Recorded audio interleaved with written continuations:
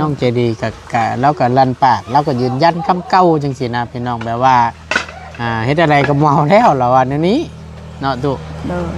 แล้วนั่นคอยเห็นแล้วมันขึ้นเหือนช่องเถอะคอยยื่งตัวอ่องมันลงไปบ่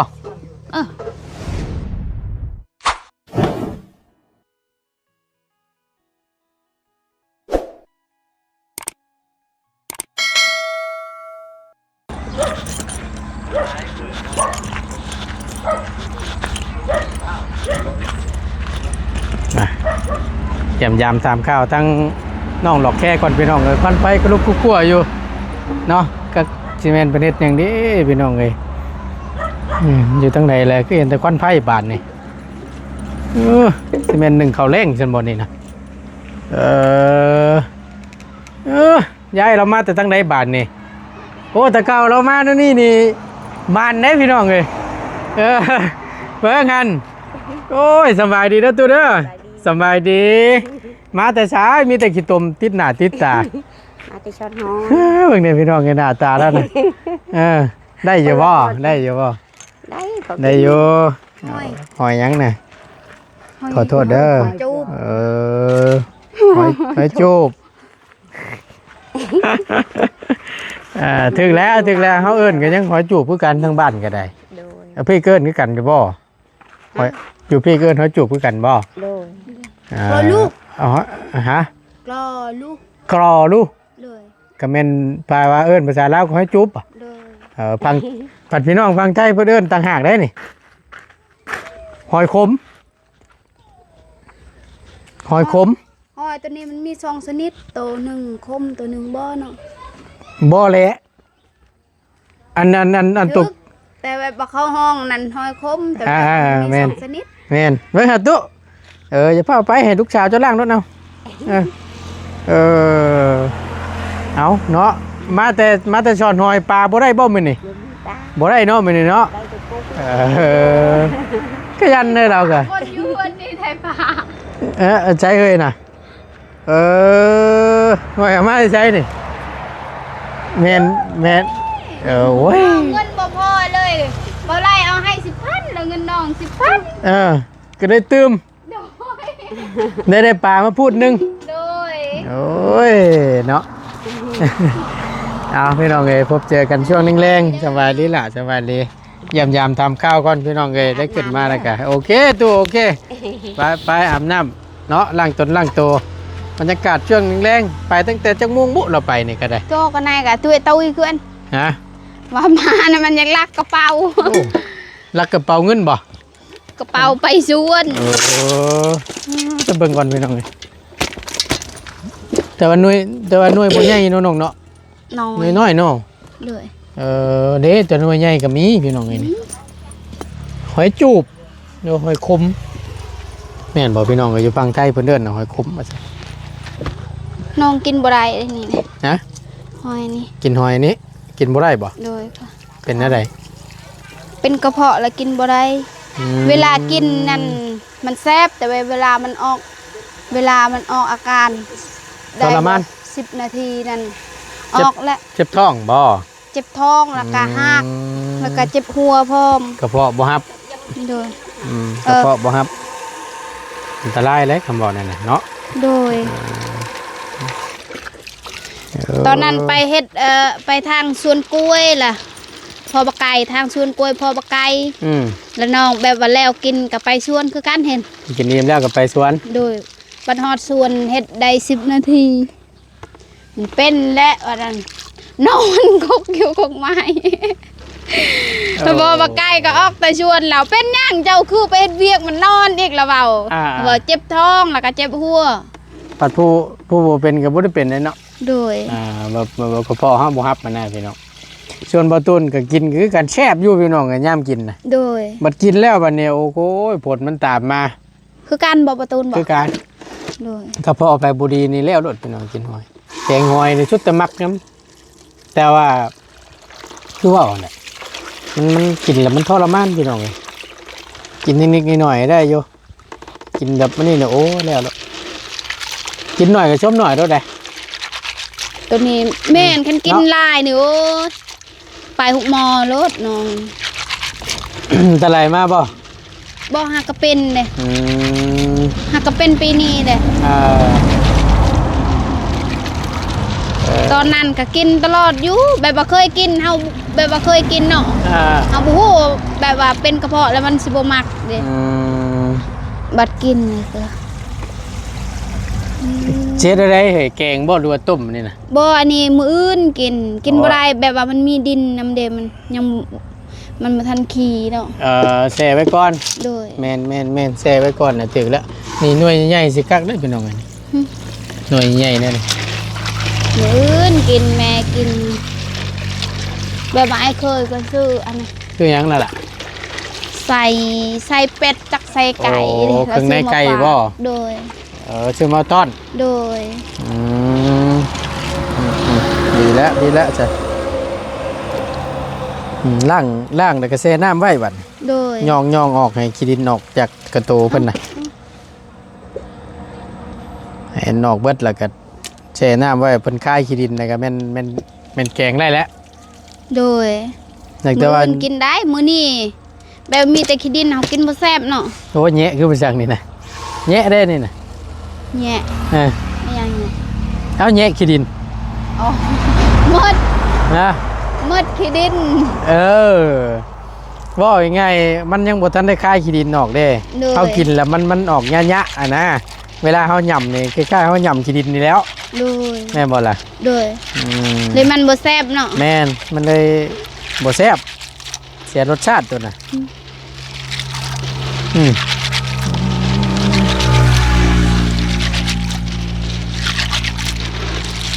ครับบี้ออกปล่อยไว้คืนหนึงเนี่ยกำลังดีถ้าป้าไว้หล่นแล้วก็จ้อยแล้วบัด โดย เมื่อเฮือนน่ะชอบบ่ได้กินได้ก็ได้คือจะกินต้มแบบแตงเจียวสมๆอยู่จักบาทหอยเชอรี่หอยปลากว้างหน้าหน่วยใหญ่ๆน่ะตีหนึ เอา ง แบบว่าบ่ตุนบ่กินหอยตัวนี้คือกันเนาะ กินได้หากแต่ว่าก็คือจะเว้าหั่นแหละ ก็กินได้แต่ว่าก็กินบ่ได้หั่นแหละแบบนั้น เจ็บ นะแต่หอยนั่นก็คือกันพี่น้องเอ้ยหอยโคงหอยหน้าเฮาน่ะ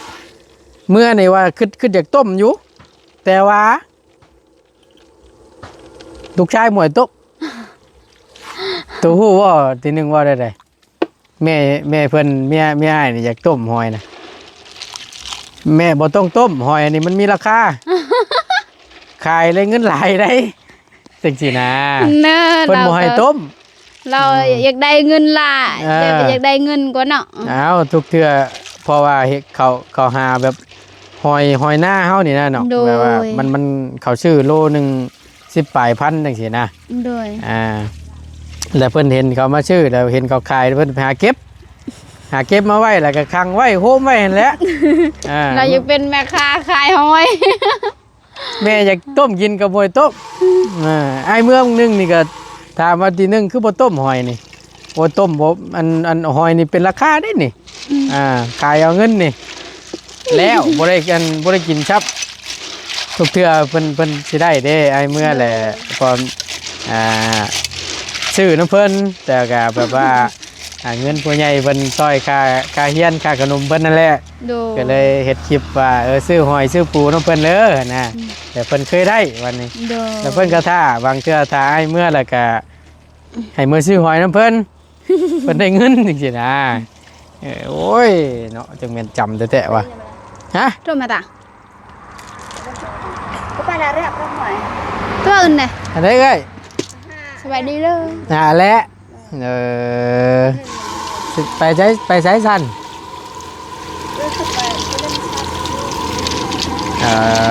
เอาเบิ่งเด้อออกไปทางนั่นบ่แห้งแล้ว อันเลิกกันแล้วรอบก่อน ย่านแล้วเฮ้ยรถหลายครับสะท้อนแสงเนี่ยนิดนึงพี่น้องขอโทษขอไฟได้หลาย สบายเรื่อยๆเด้อสบายดีกินแล้วบ่หน่อไม้น่ะยังอยู่ป่ะจะดีกินบ่ล่ะ เจดีพอบักไก่ซาวซีดอกแค่ จะดีเอาไว้หายซาโรแค่อีกแค่ เอ้ยเด้อ เอาพี่น้องเอ้ยมาหาอันเดียบ่อยู่ อาเลียเบิ่งได้อาเลียไปทั้งอื่นนะบ่แห้งได้ข้ามตรงข้ามทางนั่นน่ะ อันเนี้ยขี้อันเนี้ยขี้ให้ อาเลียขี้ให้ยิ่งดีแล้วบ่ให้ดีๆเนาะ ให้ตลอดบันมันไปเล่นเนี่ยมันไม่ได้ให้ บ่เออ น้ำมูนะมัน ใครเนี่ยแต่ไปดินน้ำหมูแล้วเพิ่นบ่ให้เนาะ แต่มันให้อะมูตีมันแต่มันไม่ได้ตีเนาะ มีแต่หมูตี เออ เฮ้ยเนาะอาเลียนี่เนาะ แต่อยู่กับแม่กับมันแอบตลอดกันไปเล่นน้ำมูกอะมันไม่ได้ให้ บทที่แหละเล็กน้อยเฮ็ดอะไรซะก็ย่าเพิ่นแหละมีแต่คอยบอกคอยสอนเอาหั่นแหละเด็กน้อยเฮ้ยเฮ็ดอะไรมันบ่คือผู้ใหญ่แล้วแต่ขนาดผู้ใหญ่แท้ๆก็ยังบอกบ่ฟังก็มีเนาะ ข้าวค่ะ ยังบอกบ่ฟังก็มี เนี่ยเอานับภาษายังเด็กน้อยพี่น้องเอ้ย เล็กน้อยก็ได้ อากาศแต่ก็อย่าปะละเลยคือว่าหั่นแหละปะละเลยหลายมันก็สิติดเป็นนิสัยบางเทื่อบางสิ่งบางอย่างเฮาก็บ่ตามใจเพิ่นหลายเข้าใจอยู่ว่าฮักลูกฮักเต้าเนาะบางเทื่อเฮาก็ตีคือกันได้ลูกเฮาน่ะ จ้า คำเว้าบ่ฟังนี่จับไม้มานี่เอาละเงียบกิ๊บตั้งแต่เพิ่นใหญ่มานี่เคยถือไม้สิตีเพิ่นเฮ็ดหยอกเพิ่นนี่เทื่อนึง ย่านเลยย่านไหนทำกับแม่นี่ปั้นเชี่ยว ส่วนลายสิเป็นอันนั้น โดย นะเพื่อนว่าผู้วันลูกนะพอบ่ค่อยญาติอย่างสินะเป็นอะไรจู้ โคคิง บ่กอคิงเป็นอะไร ไปดี อยู่ดีมีแห้งอยู่หรอวะยับมาพี่ก่อนมันบ่เห็นหุ่งเด้นี่มันจิตแต่เป็นช่องตาเลยเห็นก็จังว่าใส่สโลมก็จะหลอกว่าในคลิปนั่นพอดีเฮาก็เมื่อบ้านน้ำแน่ก็เป็นไข้ไข้แน่บ่นี่ไข้อยู่รอกฉันคำว่านั่นว่าสิเข้าไปเยี่ยมอยู่ เห็นก็แต่ว่าโอ้ยเป็นอย่างอีกเด้บาดเนี่ยว่ะเขาก็ได้เบิ่งแต่ในคลิปหรอกช่วงนั้นก็เมื่อบ้านผู้ดีขึ้นเฮือนวิทย์แล้วก็เมื่อก็มีทั้งทีมงานนี่แหละอยู่นำก็ได้เห็นในคลิปเอ้าเป็นอย่างอีกบาดนี่ก็จังว่าเป็นลมเป็นแหล่งบาดเนี่ยว่ะก็ใส่ฉลงฉโลมน้ำเนาะใส่น้ำเกลือก็ดีแล้วเนาะแข็งเกลือแข็งแห้งแต่ได้สีดืดฉีดยาน้ำอยู่บ่ บุญนะลูกเอ้ย ว่าคอยังเกาะ พอคิง คอคิงเอาไปต้มบ่ บ่กินเฮ้ย กุ้ง กุ้ง ใส่กุ้ง เลย ลูกเพอไปสอน ลูก กินดิบเอง ลูกไผ่ไปช้อนช้อนอะไรกุ้งมานำ เลย มแล้วก็ได้สิฟ้ากันเฮ็ดกินบัดนี่ เลย สิก้อยกุ้งสิบ่ เลย โอ้ยแนะนำเด้อตูเด้อคำเป็นไปได้นะดีเลี่ยงเด้อเรื่องกุ้งนี่เป็นไปได้นี่บ่อยากให้กินนิบปานใดตัวนี้แหละเฮงอันตรายเฮงชานไปไหม้ในตับนี่แม่นตัวนี้รถปลาดิบกุ้งดิบตัวนี้นะถามว่าแซ่บบ่แซ่บ เคยกิน จังซี่รถแซ่บแต่ว่าเว้าถึงนี่ประเภทแบบเป็นพยาธิว่าซั่นจ้าหรือว่าเป็นเกี่ยวกับมันนี่มันเป็นไวกว่าหมู่นะแนะนำให้กินชุกจ้าเพื่อสุขภาพนี่แหละ น้อยเดียวนะ น้อยเดียวก็คือกันน้อยเดียวกะ มันอยากกิน มันอยากกิน เคยกินเนาะ แม่น หากได้กับบดีคือว่าแหละเด้อหนึ่งมาผัดเฮงห่างกายเฮงอันนั้นจุงเลยเด้มันห่างกายเขากระเท่าโอลงไปเมื่อหน้าเลยเขามันเป็นอย่างมากแหละมันยะคือว่าแหละเห็นก็จะว่าโอ้ยพี่น้องเลยเนาะลูกหลานกับห้องน้ำแซวเป็นลมเป็นแรงว่าจัน ลูกหลาน มันเที่ยงกันสิสลบ ลูกเต้าบ่เข้าใจกันบ่ โดย แม่ชิดีจะเอาผัวไหมผู้ชิบอไปชิบาบ่เนาะ เอานั่งลงก่อนจังหน่อยจ้ะเดี๋ยวเฮาพูดคุยนำก่อนจังหน่อยนึงเนาะ ได้เราได้มาได้ก็ได้ถามทั้งมีตู้ก่อนพี่น้องเลยเนาะขออนุญาตพี่น้องเนาะเอ้ามีแต่ว่าอันหลับแป๊บนึงไม่น่ะ อ๋อ โอเคให้เจ้านั่นกันนิดหน่อยเดี๋ยว โดย ลงในบนก่อนโอเคมาพี่น้องเลยถามนั่งพูดคุยกับมีตู้กันจังหน่อยนึงเด้อตัวเด้อ โดย เอาขออนุญาตนำพี่น้องเลยบ่ต้นบ่ได้อยู่นำคือในช่วงนั้นที่เป็นอันนั้นกันนี่แหละพี่น้องที่ว่าลูกเต้าบ่เข้าใจกันเนาะอันตัวอันนี้ไปเอานี่บีบตัวนี้โอเคนี่ไม้น้ำเอาอันนี้เฮาขออนุญาตเด้อขอโทษขออภัยนำลวงหน้าแล้วก็ขอโทษขออภัยนำพ่อแม่พี่น้อง FC นำเนาะบางเทื่อบ่ตูนตามไปอาจจะบ่ถึกอกถึกใจก็มีนะเนาะก็มีแต่ว่าเห็นแต่ในคลิปในเฮาก็ได้เห็นในคลิปบ่บุญสารวัตรบ่ที่เพิ่นอยู่ในเหตุการณ์มื้อนั้นบ่ โดย มันเป็นไปเป็นมาจังได๋เฮาขออนุญาตเด้อขออนุญาตถามหน่อยนึง โดย เป็นหยังคือจังว่าได้ให้คือจังว่ามีตู้จนได้เป็นลมเป็นแดง เราแม่จะดียานมันกลับคืนพัวมันเลยไปรอบๆบอนครัวเนี่ยคอยกะเห็นคอยสิโทรมาอายมันคอยบอกให้กลับคืนคอยยานทุกข์คอยยานตายคู่มือนะเห็นปาดเมียอาชัยทุ่งยางคนชุบยามาคอยยานนั้นเนี่ยมันเกิดเหตุ เกิดประเทศคอยยานมีเฮือนมีชานผู้ใหญ่ใจดีเฮ็ดก็อยู่ให้ลูก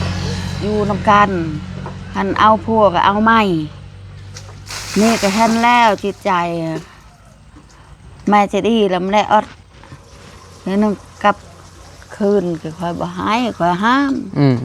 สิมันเว้าทุกพีตัวแดนก็เว้าเช็ดทีคอยหายก็เที่ยงกันคอยก็ไล่คอยก็ปุ๊บอยู่บนเฮือนบนนั้นบนแม่บักไก่นั้นเที่ยงกันเฮ้ยบักพ่อไก่พ่อเลี้ยงพ่อนี่แม่จะดีกองมีแม่แต่จริงโอ้ยคอยเงินเกี่ยวโอ้ดังเลย เสียงลังเสียงลูกเต้าเพื่อนพูดคุยกันนี่บ่แม่นคอยก็ลบบูเมื่อชามโอ้ยเนาะสิว่าง่ายๆนี่ก็บ่ตามที่ว่าต้นฟังนี่ก็คือทั้งมีตู้นี่เห็นพ่อน้องเจดีเพิ่นมารับล่อๆอยู่แถวนี้เลยแล้วบัดนี้ก็ได้เตือนหรือว่าบอกทั้งลูกชาวผู้เป็นแม่น้องเจดีนี้บอกว่าบ่กลับเอากระยาผู้เก่านี่ฮู้อยู่แล้วว่าเป็นแบบใดประมาณนี้เนาะท่านเจ้ากลับแล้วคอยปะเจ้าเมื่อเฮือนผัวเจดีอันนี้คอยบ่ให้อยู่ให้เจดีอยู่เฮือนมันอยากอยู่เพรียวมันอยู่กับเฮาปะอยู่นี่เฮือนมันเอาพัวเอานั่นก็อยู่มันอยู่นี้โดยมันมักพัวมันก็ให้มันอยู่เฮือนพัวบ้านพัวนั้นคอยว่าว่าง่ายแล้วก็เห็นนะพี่น้องแบบว่าลูกเคยผู้นี้เป็นแบบไรเนาะที่ผ่านมานั่นแหละก็เลยความเป็นห่วงเป็นใยหนึ่งมาปัดลูกเคยปัดเฮงไปพัวพันกับสิ่งที่มันบุดีนี้แล้วเราย่านมือไหลมือนึงเนาะย่านแบบว่าอารมณ์บุรีว่าสั้นจ้ะแล้วย่านขาตีบีโบยย่านทำไล่ห่างกายปู่ลูกสาวแล้วนี้แม่น้องเจดีนี้เนาะด้วยความเป็นห่วงว่าสั้นจ้ะแล้ววันนี้นะมันก็เทียงกันหลายคนแล้วเหมือนเนาะฟังบอกนี่เพราะว่าอันนี้พอตูนขอโทษขออภัยน้ำหลายๆเพราะว่าเฮาก็บ่ได้อยู่น้ำเหตุการณ์มื้อนั้นก็เห็นแต่ในคลิปมันแหละก็เลยว่าเอ้าไม่ตู้แล้วเป็นหยังตัววะคือจังว่าเปิดสติไปนั่นน่ะนะแม่จะดีในชามเทือนี่แหละหลับกลับคืนชามเทือแล้วแล้วมันคงน้องนกคงเราแค่กับโยน้ำมันแหละมันเป็นน้องไงเนาะแต่หลายๆคนเป็นน้องไง คอยบ่ให้กลับแล้วคอยทุกข์มันก็ทุกข์เฮาก็ทุกข์แม่ตูพ่อตูก็ทุกข์ อืม นั่นคอยบ่มัก อืม คันทุกข์ยากก็ให้ผู้อื่นนะอันนี้เฮ็ดแล้วบ่ให้กลับนั่นพ่อตูหายแม่ตูหาย ที่ประตูเป็นตู้ห้ามนี้ โดย อ่า บ่แม่นบ่ให้ลูกได้ผัวได้ลูกเฮือนชาติบ่แม่น ที่ว่าง่ายๆเอาเจ้าผัวใหม่น่ะได้ แต่ ได้ แต่มวยเอากับผู้เก่า โดย โอ้บ่ติแลเนาะจัก บ่ เชื่อ ให้ ได้ มัน ใด อยากเอาแล้วมันไปเฮือนผัวเลย เพราะว่าก็คือได้พูดคุยหรือว่าถามตั้งแต่หลายมาเนาะแม่น้องใจดีกับแล้วก็ลั่นปากแล้วก็ยืนยันคำเก่าจังซี่นะพี่น้องแบบว่าเฮ็ดอะไรก็เมาแล้วล่ะว่าแนวนี้เนาะตุ โดย แล้ว นั่นคอยเห็นแล้วมันขึ้นเหือนช่องเถื่อคอยยื่งกระตองมันลงไป บ่ เออ ขึ้นเฮือนหลังไหมนี่ บ่ หลังเก่า เหือนหลังเก่า อ๋อตกหลังเก่า ยัง เนาะ ยังบ่ได้ขึ้นเหือนนี่ มีตู้เห็นช่องเทื่อแหละ ช่องเถื่อแล้วช่องเถื่อกับมือก็ลูกเล่นน่ะเหือนมือนั้น มือขึ้นเฮือนใหม่นั้น โดยแต่ตะเบ็ดเก็บยังบ่ได้ขึ้นคอยเห็นมันขึ้นเหือนเก่าอันมันเอาเปิดประตูมาแม่จะดีมาได้เปิดประตูช่องเถื่อมันลงไปเหือนคอยยื่งตะบอกมันคุยอยู่นี่มาลำไยคอยเงินช่องเถื่อแล้วคอยเห็นกายแต่นั้นคอยบ่เห็นมันหนีอยู่ที่น้องแดงตามมันนี่ละคอยย่านนี่คอยเห็นแล้ว เป็นอะไร เป็ ที่ นเป็นตะเหตุนี่ อ๋อไม่เพิ่นมารอบก่อนน่ะเพิ่นพอจะดีนี่สิเข้าไปในเฮือนหัน โดย แต่แม่จะดียังบ่ทันเปิดเพิ่นบ่เปิดประตูให้ไม่ตู้ก็ได้เห็นบ่ คอยเห็นคอยยื่งตัว เสียงยังโคมจะได้เห็น โดย เพิ่นพอจะดีได้ลงจากเฮือน แล้ว แล้วแม่นมือที่สอง ช่องคนเขาไปบ่ เพิ่นมานะ เดียวมันโดย โอ้เพิ่นว่านํกันสองคนบ่พอจะดีเนี่ย โดยกับโมมัน เห็น แต่มือที่สองมานี่ก็แม่นมืออันนั้นขึ้นเฮือนนี้ โดยมันไปทุกคนเมื่อคำตอนคำก็คอยมาทุกคนอยู่บนครัวนี่ อยู่นี้อยู่อย่างนี้ โดย เอา มันน่ะกลับอยู่นี่บ่มันอยากไปเล่นบอนนี้แหละ อย่างมาดินอยู่นี้ โดย ตอนแรงอะนะเป็นเนาะ คอย มาเลี้ยงไปแม่ตู้เบิ้งนี่พอจะดีอยู่บนครัวนี่ มันจะกลับคืนนี้แหละมันไปเล่นอยู่ชาวลีนแหละคอยไปเบิ้งกับไอ้แม่เลี้ยงคอยเยื่องตะบองโอ้ให้มันป๊บอ่ะ เห็นไผ่อะนะไปโคมซองใส่ได้เพิ่นปุ๊บ โดยมันป๊บ อืม นั้นก็มัน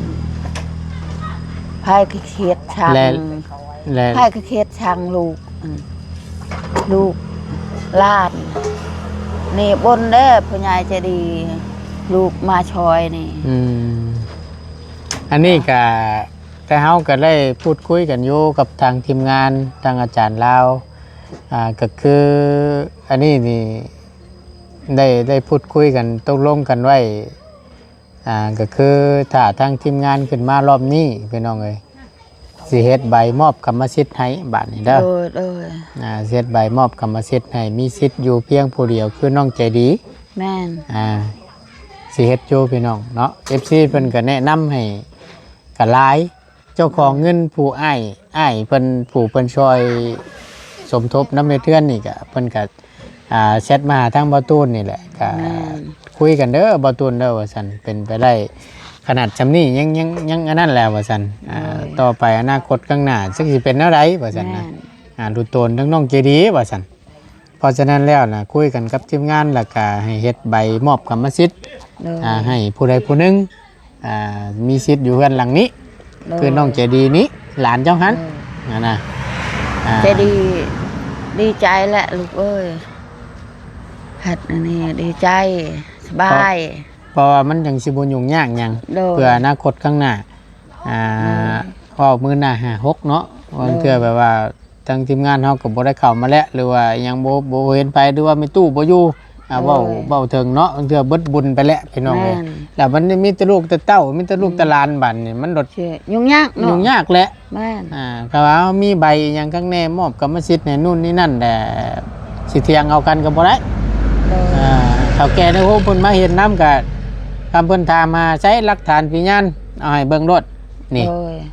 ไปเป็นคนครอบครองไปมีสิทธิ์เรือนหลังนี้ โดย มันจังสำบาย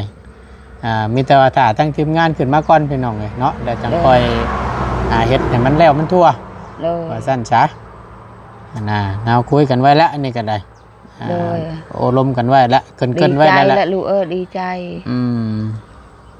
พ่อแม่อยู่ได้จนพุ่นละเบิดบุญพุ่นละ แม่ กำว่าถึงนะพี่น้องเนาะแต่ว่าสิไล่ลูกไล่เต้าลงเตือนว่ามาอ้างเป็นสิทธิ์ของเรานู่นเนี่ยนั่นบ่ได้เดี๋ยวเฮ็ดไหนอยู่ดอกทั้งทีมงานเราได้ปรึกษากันอยู่ตัวได้อยู่มีแต่ว่าPFCเพิ่นก็เป็นห่วงก็หลาย โดย ยามมันเกิดเรื่องเกิดราวขึ้นนี่แหละแล้วลูกโตนทั้งหลานนั้น ยานเกิดนั่น ได้อยู่ผู้เป็นหยังขึ้นมาก่อนถ่าทีมงานมาก่อน โดย เดี๋ยวสิเฮ็ดไหนมันถือมันต้องให้มันสะดวกสบาย โดย แล้วบัดนี้ถามต่อแล้วทั้งแม่น้องเจดีเพิ่นว่าแนวใดฉันตุเกี่ยวกับผัวเรานี่เราตัดสินใจแนวใดฉัน มันเว้าอย่าห้ามขอยอยากได้ขึ้นผัวเฮา บ่ให้ มื้อห แม่ น้ามื้อไหนพ่อแม่อย่าห้ามเว้าในนั้น บ่ให้แม่นี่ห้ามบ่ให้แม่นี่ยุ่ง โดย คือเราสิกลับไปนี่ก็ให้เราไปโลด ไปโลด แม่ก็เตือนด้วยความหวังดีอย่างแหละพี่น้องเอ้ยเนาะก็เป็นห่วงลูก ควงลูก เนี่ยมันเกิดใน มัน สิ่ง อยากไปก็ไป เนี่ยมันเกิดในสิ่งที่มันบ่ดีแล้วมันยากเนาะ โดย เราจื้ออยู่ว่าคำเราเว้า อืม แต่ว่าที่ว่าคุยกันที่ว่าช่วงปะตอนนั้นก็คือจังว่าถ้าว่าผู้นั้นกลับมาหรือว่าเรากลับไปเอาผัวนี่ทั้งไม่ตู้ทั้งผู้ตู้นี่คือสิว่าเด็ดขาด เว้าแล้ว มันโมเมนต์ลูกเลยนะสิว่าเราก็ได้คันแม่พอจะดีเอากลับคืนกับแม่จะดี แต่งฮีดก้อนงัวตัวหนึ่งหมูชามโตไก่15เงินชาวล้าน ให้พัวมันเอามือเฮือน นั่น อยู่นี่คอยบ่ให้อยู่ว่าวในนั้น ถ้าว่าเพิ่นกลับกันเอาอีกกันนะ โดย งัวตัวหนึง โดย หมู3ตัว โดย ขะลอง20 ล้าน โดย ไก่ ไก่15 ไก่15 โดย อันนี้คือฮีด ฮีด หรือว่าค่าขะลองนั้น โดย แต่เพิ่นอยากได้ละหามาแต่งเอาแต่งได้มื้อเฮือน โดย แต่ว่าเพิ่นสิมาอยู่นี่มีตู้พออยู่ ให้อยู่เฮือนใจดี เงินใจดีเงินหลานเนาะ โดย พี่น้องเอ้ยเนาะมาโดนกันพอเข้าใจแล้วนั่นล่ะเกี่ยวกับสิ่งที่มันเกิดว่าซั่นซะก็พอเข้าใจละจักสิว่าแนวใดพี่น้องบ่โดนก็ได้เฮาก็ได้แต่ซำนี้ก็ขอบใจทั้งมีตู้หลายๆเนาะที่ให้ความร่วมมือแล้วก็เล่าสู่ฟังนำนะพี่น้องเอ้ยก็ดีแล้วล่ะบ่เป็นหยังมื้อนั้นก็ได้ เห็นในคลิปนั่นโอ้ยพี่น้องไอ้แต่ดูตัวเนาะช่ำจนเบิดหูเมื่อความพ้นอยู่บ่ คู่คน หูเมื่ออยู่บ่มีสติอยู่บ่ตอนนั้น บ่ บ่ บูเลย ผู้เฒ่าซ้ำพี่น้อง เขาเอาน้ำก่อนน้ำเขาทอกใครอยู่นี่แล้วบูเลย ม หมดเปียกชงเชื่อหมดเลย เบิดสติเลยนะสิว่าเราก็ได้มื้อนั้นน่ะเห็นเราอักลากอยู่นอนโอ้ยผู้เฒ่าจำพี่น้องเลยสิว่านั่นได้ยันเครียดนำนี่แหละลูกเต้าบ่เข้าใจกันบ่จักเถียงกันนะแล้ววันนี้น่ะเป็นลมทั้งนี่ทั้งปู่เป็นแม่โอ้กูเป็นแม่เนาะพอเข้าใจพี่น้องเลยสิว่านั่นได้ ก็ทุกเรื่องแม่จะดีเนี่ยหลายเทื่อหลายทีเลยแล้ว แม่จะดีเนี่ยทุกอย่างทุกเลยอันมันกลับคืนพวก เรื่องที่มันผ่านมานี้เนาะ โดย กันหลายครั้งหลายคราว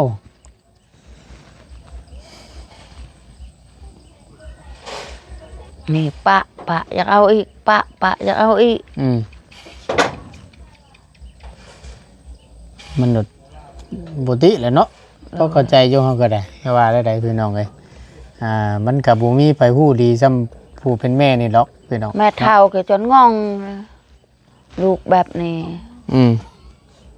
คืองงเหรอง งเลยเนาะ โดยงง จะคิดอะไรติ โดย บุติเราเลยหรอกแกเลยคือตัวก็งงคือกันน่ะ แม่น แง่ว่าล่ะ งง อีหยังวะลูก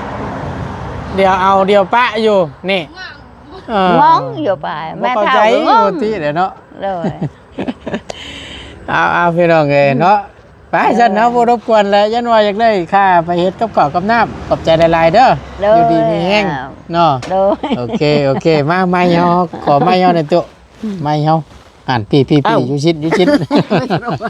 ไม่ล้นบ่ไม่บาดนี้เอ้ยเอาอยู่ดีมีแห้งบาดนี้ว่าสิเข้าไปหาอยู่พี่น้องเอ้ยถามข้าวๆแหละเป็นจังได๋วะ เรามาก็ได้ถือโอกาสถามทั้งเป็นตู้ใส่อยากได้คิงเห็นบ่มีอยู่บ่ฉันคิงนั่นเราแค่ เบิ้งเนี่ยใช่น่ะ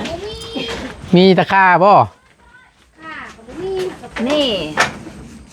เอาให้ดู หอย กุ้ง ฮะ มันพริกดิบ มึงพริกลิฟ เอา ใช้ไม่ตู้ไม่กินอยู่บ่ มีแล้ว โอ้ยเอาไว้กินซะ ใช่ชาที่ย้อนนั่น cái nàng lại tê trà ย้อนจะไป ใช่อ่ะอยู่ไปประชุมเปรี้ยว cái nàng lại tê trà มี ôi ตูนกินข้าวกัน kinh hết lạp hết khay đây pha quá nè lạp nè ได้หลายบ่กุ้งเราน่ะลูกไผ่ไปหาได้หลายบ่โอ้นี่กุ้งเราจิมโอ้กุ้งเต้นอุ้ยพี่น้องเอ้ยคักแท้จังพ่อเราจังว่าอยากลิฟเนาะคักเด้พี่น้องกุ้งเต้น ขึ้นกับกุ้งทะเลแบบ บ่กับบ่คิดดอกว่ากุ้งทะเล đây rồi mà gặp được ก้อยกุ้งพี่น้องเอ้ย nè cha rồi อื mà ม cha xả cha thì cái mà ruột đằng nó à mà anh bài ให้น้ำมันให้ด่างชวนเนี่ย anh bài đây nhà anh mày nghe ครั้งอย่าชื่อได้เฮาน่ะ ครั้งเป็นตู้ไปกุดเอาข้าวเอาคิงกันบ่ ai ở เอาเสียมมันเด้ออันนี้นี่น่ะเสียมนี่นะ đâu mà anh bài em mình phùng là phùng ở เจ้า đây con này là con เอาไปน้องเอ้ยเนาะเฮ็ดกินแซ่บๆเด้อโอเคบาดนี้ sao con อยู่ดีมีแห้งกลับก่อนเด้อบัดนี้เด้อ cái khao con mưa นะ ก้อนรู้เอ้ย กินข้าวก่อน ด้วย เช็ดกิน